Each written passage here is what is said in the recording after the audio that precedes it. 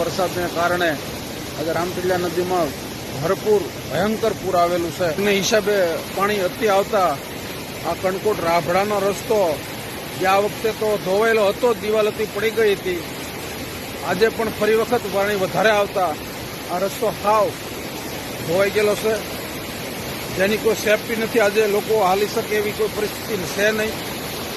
અગર કોઈ હાલશે અને પડશે તો જો આપ ઊંચું જોઈ શકો છો કે અડધો રોડ તૂટી ગયો છે.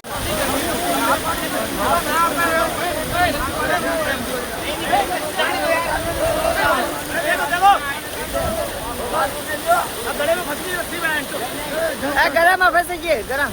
અરે નાડો ખેંચો નાડો એ બાપા જો વાડો એટલે હા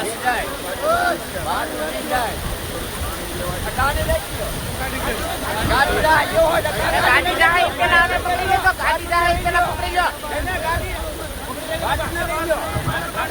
વાટુને લઈ લો વાટુને દોરી ઢીલી મૂકા હે દોરી ઢીલી મૂકે દોરી મૂકે ગાડી જાવ ગાડી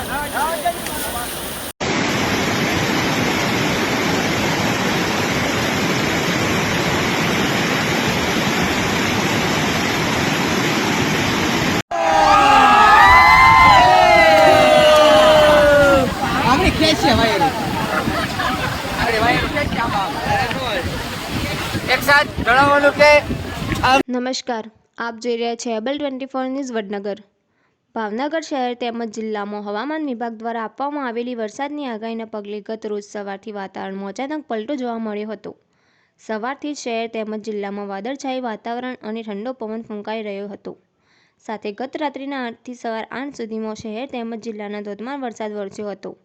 જિલ્લાના વલ્લભીપુર, ઉમરાળા, ભાવનગર, ઘોઘા, સિહોર, ગારિયાધાર, પાલીતાણા, તળાજા, મહુવા અને જેસર સહિતના તાલુકામાં અવિરત વરસાદ વરસ્યો છે, જેને લઈ જગતનો તાત મુશ્કેલીમાં મુકાયો છે.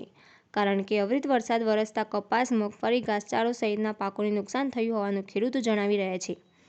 ધોધમાર વરસાદના પગલે ખેડૂતોમાં ચિંતા વ્યાપી છે. અવિરત વરસાદ વરસતા કપાસ, મગફળી, ડુંગળી તથા ઘાસચારા જેવા પાકને નુકસાન થવાની શક્યતા વ્યક્ત કરવામાં આવી છે. ઘણા વિસ્તારોમાં પાણી ભરાતા ખેતીવાડી પ્રવૃત્તિઓ પર અસર થઈ રહી છે.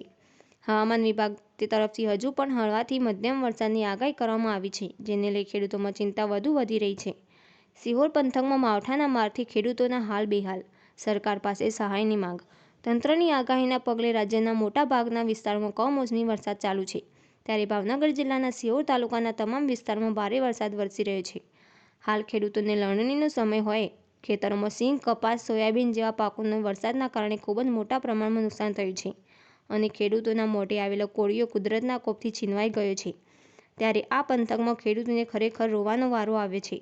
સદંતર પાક નિષ્ફળ થતાં ખેડૂતોના હાલ બેહાલ થઈ ગયા છે અને સરકારને તાત્કાલિક સર્વે કરી યોગ્ય સહાય આપવામાં જણાવી રહ્યા છે.